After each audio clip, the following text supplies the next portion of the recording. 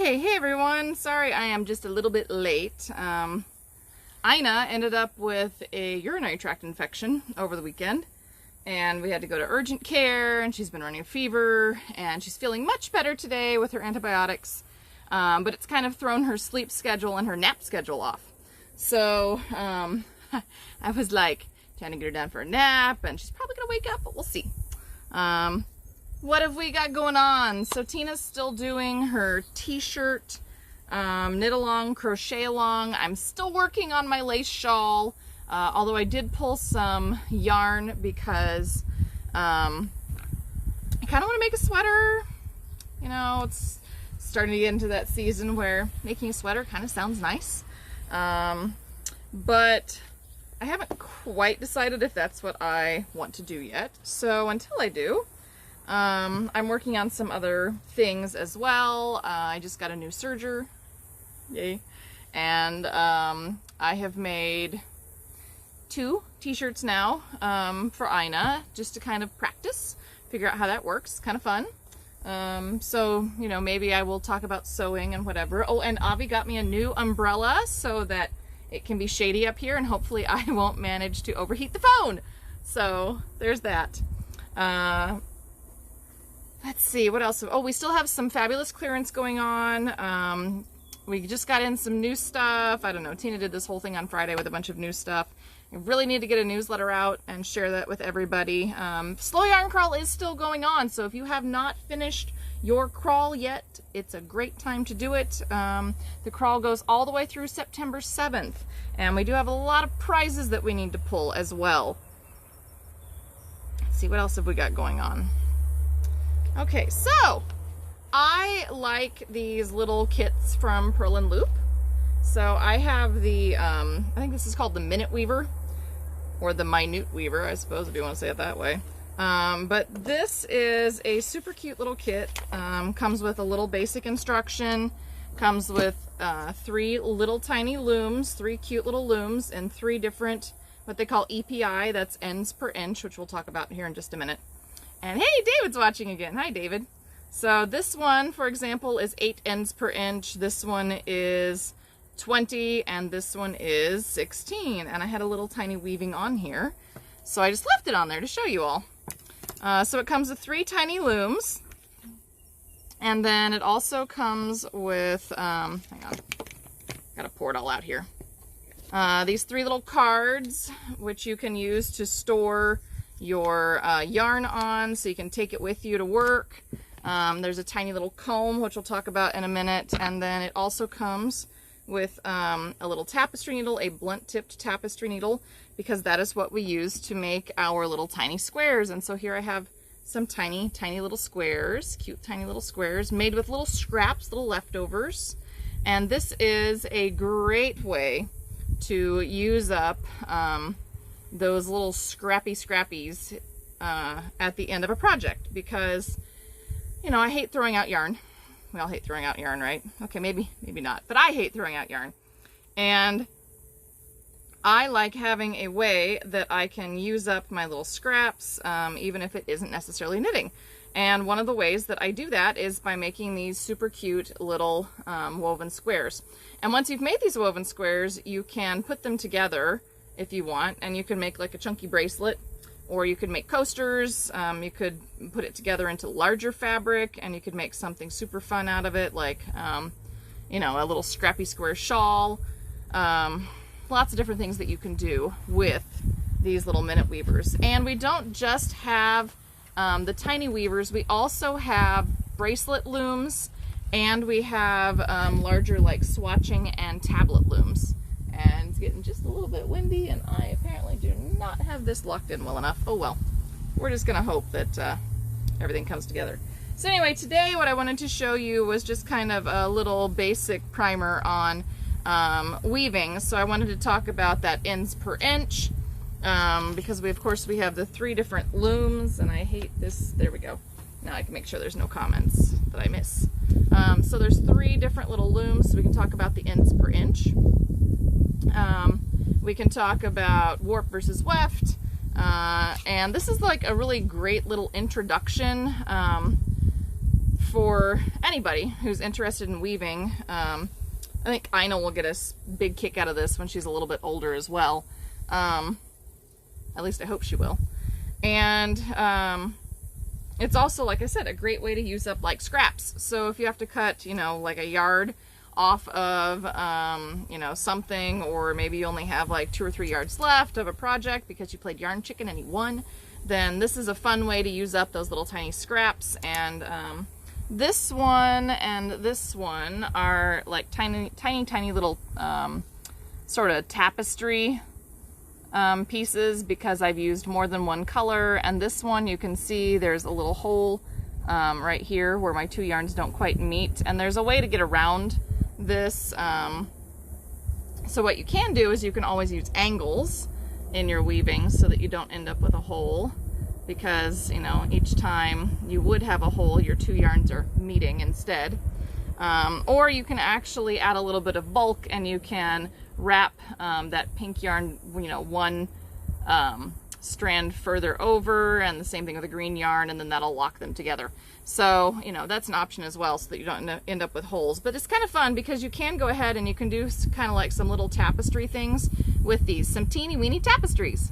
I know, I'm so sorry. Teeny weeny tapestries, right? Okay, so let's talk about ends per inch. The ends per inch relates to the thickness of your yarn. So if you have thicker yarn for your warp, and that's this part, this is the warp, they're the strands that run up and down, then you'll have fewer ends per inch because you have fatter yarn. If you are using thinner yarn, which this is the same warp as this one, and this is the Mian cotton, makes great warp, by the way. Also makes good weft, but makes great warp. Then you can use something like this. This is the 20 ends per inch one. That just means that you can fit more yarn per inch. That's all it is. So it's like the difference between using a worsted weight and like a light fingering heavy lace weight.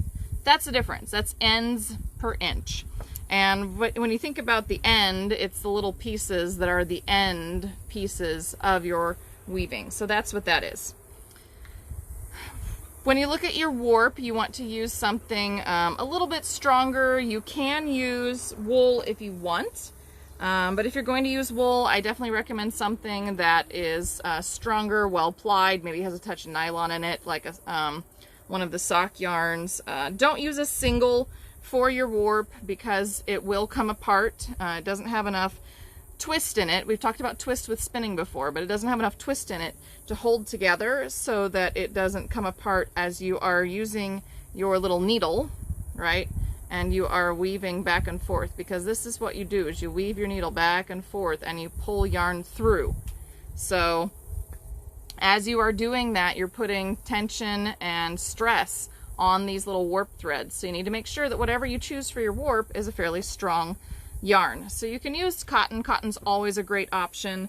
You can use linen, you could use tencel. Any of those plant fibers are going to be nice and strong. You can definitely use wool. There's no reason you can't use wool. You just need to make sure that you choose something that has higher twist, maybe has a little bit of nylon in it. So that's the key there. For your weft, which are the fibers that run back and forth, you can use anything. Cotton, linen, wool, silk, alpaca, whatever makes your little heart happy, you can do. So with your weft, you can run anything you want back and forth, doesn't matter. Okay, let's go ahead and I don't know if it's better. Well, why not? Just do it from here. So I'm going to just go ahead and start warping the 20 ends per inch one to show you how it works. So with this, you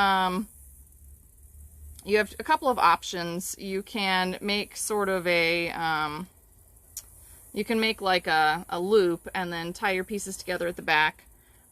Or you can kind of just wrap your yarn, and I like to leave a little extra tail, wrap your yarn kind of around the edge of your frame to get started. So I'm just going to do that, because I'm going to undo this later and I will tie them together just to give it a little more stability. And then just run it down, just like this, and down through this loop, and you'll come over one loop and back up into the next notch. So this is what we're doing.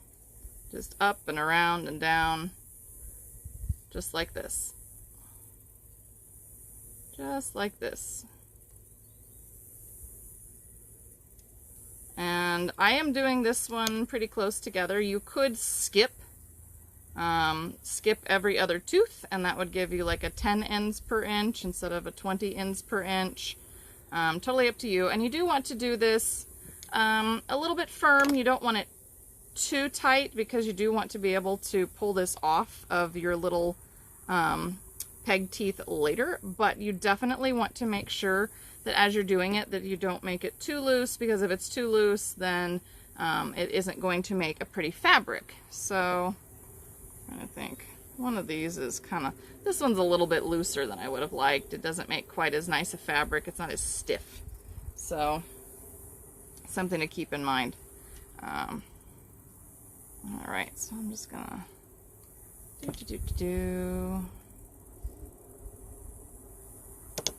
make myself a little loom. And the other thing is you don't have to use the whole minute weaver if you don't want to. Yeah, there's an idea. Don't have to. So you can just go ahead and actually I might be making a 40 ends per inch one.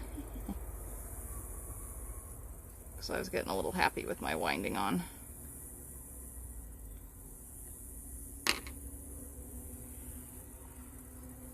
Oh yeah, I am making 40 ends per inch. Well, anyway,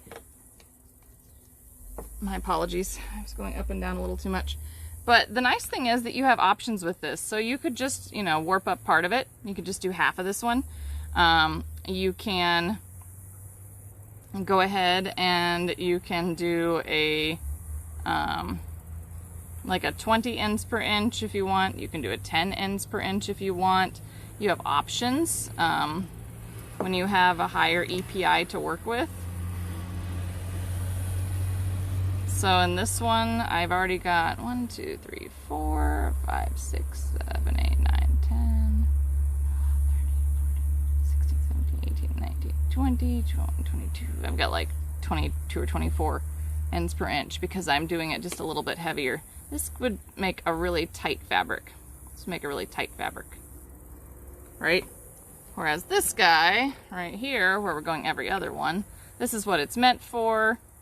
So this is the 16 ends per inch, and you can see that there's 16. 1, 2, 3, 4, 5, 6, 7, 8, 9, 10, 11, 12, 13, 14, 15, 16, right? 16 ends per inch. So you go every other peg for this one. You go every peg and you can double it. So this would give me 40 ends per inch. Actually, that would be really uncomfortable on this. I'm gonna take that off. But that is the basics of it right there. All you do is just back and forth, wind it on. And if you make a mistake, hey, it's really easy to fix it because all you have to do is just pop that thread off and keep going. All right. Now, once you have your little loom all warped, then you're going to take your little ends that you've clipped and just tie them together, just like I've done on this one. Just like this. Just tie them together. And then the fun part begins. The warping is always the bad part for me. It takes longer. I have to think about what I'm doing. I don't enjoy it. Whereas the weft is fun because on this one we're actually weaving. So to get started, all you have to do is just run your needle through back and forth so that you are putting one strand in front and one strand behind as you make your weft. Just back and forth, back and forth. So you can see this one's in front, back, front, back, all the way across, right? So there's your needle running through. And then you just take your needle through with your yarn on it. And this happens to be an end. And when you bring it through, you want to bring it through kind of at an angle up towards the corner. Then you take your little comb, and you push it down back into the fabric. And the tighter that you pack it, the more firm your fabric will be, although this is very soft yarn, so, you know, You don't want to pull too hard, because if you pull too hard on the ends, then it will pull your sides in, and your sides will, this one I pulled a little too hard in the middle. You can see that the sides are not straight because I pulled too hard here on these ends, and so it pulled those threads in on the sides. And if you take your yarn in at an angle, then that will help keep that from happening. This one's not terrible. This one, I think I did the warp and the weft as the same yarn. So that one's kind of fun. You can see that, you know, it doesn't have the little bumps along the edge that, like this one. This one you can see that I used the cotton. So you can clearly see it's a different warp and a different weft. And let's see, when you go to finish, let me see if I have a little more yarn that I can put in. What's this one? Those are different weights. I got some of this. We'll put some of this in. So let's say that I want to add some yarn, and it's really easy to add your yarn in. All you do is just pull off a length. Take your little scissors. So here I just pulled off, whatever, a length. The longer you make your yarn, the more work it's going to be to go back and forth, but the fewer ends you'll have to put in later. So, you know, and there's all kinds of tricks that you can use for putting your ends in later.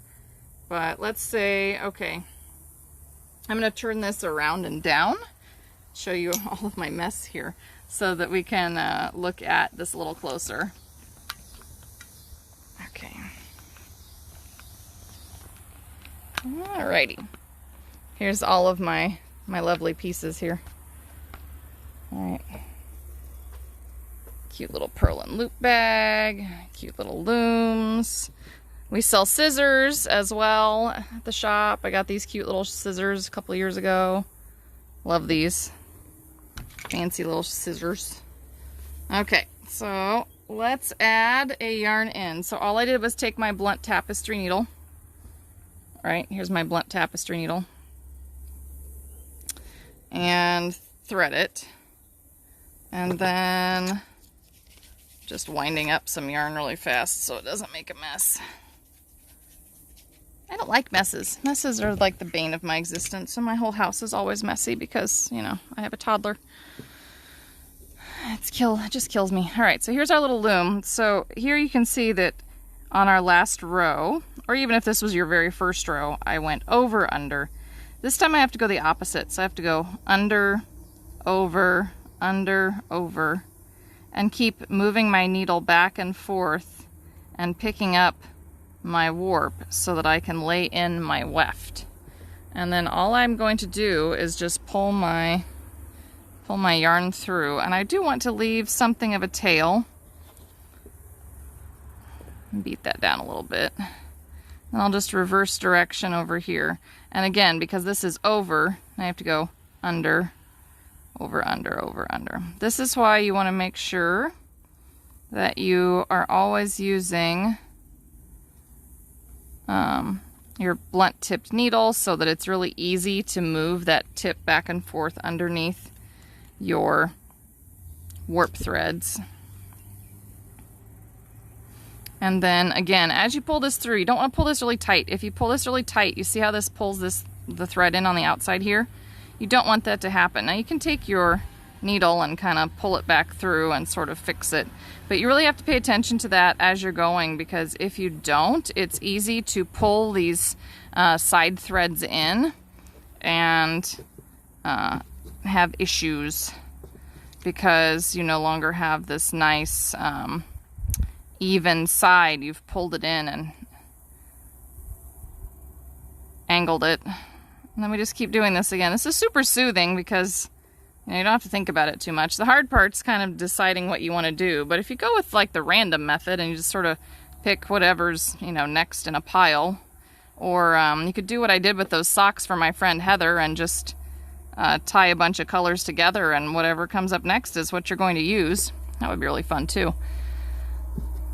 Just a soothing little thing, and you just call this packing or beating.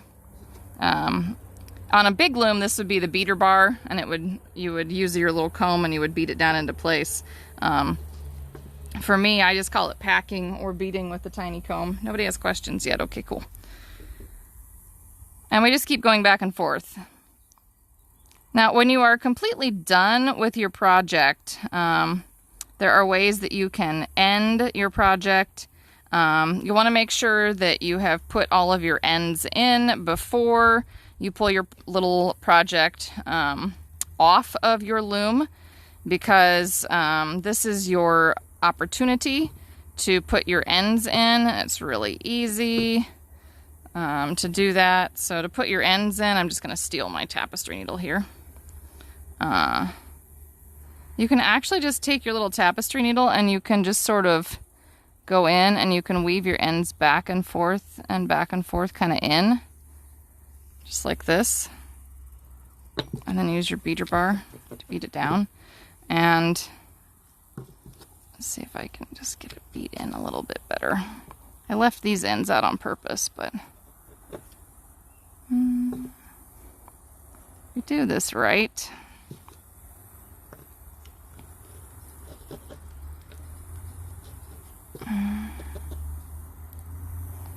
hopefully that'll fluff up a little bit. And then you can just come in and you can cut this off when you're all finished, because it's securely tucked into the edge here. You can also take that, and if you are not comfortable with the little dab of extra color that we have going on, then we can come in, let's pop that tail out. I'm gonna find him. There it is. Pop that tail out. And your other option is that you can, when you're completely finished, you can take your tails, and let's say we're going to use this one, and you can weave it kind of in and down, and you can sort of just take it under some of your woven bars, and you can hide it that way. There's other ways to hide ends too, but those are two good ways to do it, depending on what it is you're making and how fluffy your yarn is, etc. Then when you're completely finished, you cut this and you pull all the loops off after you have, like, you pull all your little loops off, and then you kind of pull the ends of your tails so that it sort of slides your little loops down into, let me find one where it's easier to see. There. So that you slide your little loops down into your piece so that you can't see them as well. So you pull on them and then you hide them and tie them off again. I think this one also, I pulled on the ends and slid it down. So that's just a little itty bitty primer on weaving. And there are basic instructions that come with your little purl and loop kit that tell you how to warp, that tell you how to go back and forth with your weft, and then how to make sure that you are keeping your little piece from drawing in. Anyway, and then how to finish off. So like all these little instructions that I've been giving you today are also included in that instruction, and they're also on the Purl and Loop website. So if you happen to lose your paper, you are safe because it's also stored on their website. So any questions before I let you go today? Also, everything that comes in this little Purl and Loop kit is, let's see, there's the paper, and this comes in there. So it doesn't come with your yarn, but you know, if you're a knitter, you've probably got a little yarn hanging out. So let me grab this. I'll grab all my little squares out of the way. So this is what comes right here in your little kit. You get that little comb, and you get the 3 different little squares, and you get 3 different little yarn keepers, and your instructions, as well as your tapestry needle and that cute little bag to keep everything in. So that's really nice. And I really love these little Purl and Loop kits. I haven't made too many things with my little squares yet. I've just kind of been collecting my little squares. This is just a few of them. This is something that I'm hoping Ina will let me play with a little more, since she isn't super excited about me knitting. So anyway, Yes, you can totally sew these together to make a bigger project. Willa, you can absolutely sew these together to make a bigger project. They make super cute little coasters. They are great for placemats. You know, so here they've got 4 of them kind of sitting next to each other, but you could totally sew this together. Cute, cute little coaster. You can make a little box if you wanted. And there are, Purlin Loop has some cute little free patterns on their website as well that show you how to use some of their little squares if you're making the tiny ones to make bigger things. But like, I could absolutely see sewing this together and like making a funky cuff thing. You know, make a funky little cuff. Could be a lot of fun. So, you know, and if you really wanted to, so this one, because I used the same warp as weft, if this was not a superwash, I could actually felt these little squares. So I could felt it down into a little bit of like a mat or something if I wanted to. This one, because it's superwash, it won't work. But if I had used the same warp and weft on, I think this one would felt, because I actually used, I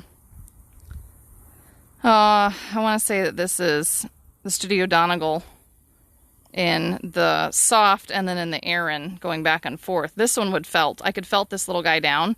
Make super cute little keychain. You could embroider on these if it was felted down. You could embroider on it now, but if I felted this a little bit, then I would embroider on it, or maybe attach some tatting to it. So many things, you know, little crafty ideas that you can do with these. Gift card tags, you know, put a couple of those together, just embroider the person's name on it. Every time you give them a gift, you just put their cute little tag on it. Anyway, all kinds of fun stuff, right? Always got to be a little bit crafty. Okay, so let me flip this around. And there we go. All right. So, let's see. Wednesday, I want to talk embroidery, because we did just get a new shipment from Kariki Press. And then next week, I will not be with you on Monday. I will try to do a Wednesday from my mom's house. I'm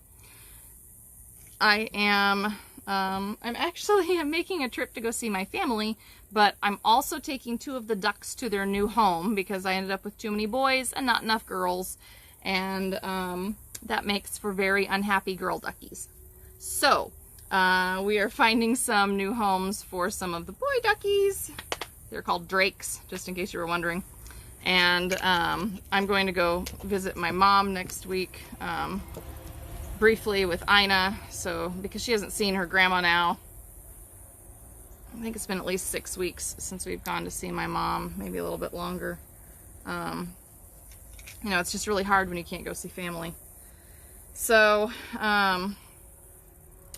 plus I have a niece and a nephew. So we do like to visit, you know, kind of all of my family, because they pretty well just live all together within a mile of each other. So anyway, we're going to go do that and drop off the duckies. So Monday I won't be here because I will be driving. But Wednesday I will try to do something. It'll be probably something related to knitting. Don't know exactly what yet. Either that or we'll do more embroidery, one of the two. A week from Wednesday as well. So 2 days from today, we are going to do some embroidery. It'll be kind of fun. I'll pick out one of the sampler kits, and maybe we can just keep working on that sampler kit together. And anyway, until next time. Oh, I hear Ina. Uh-oh.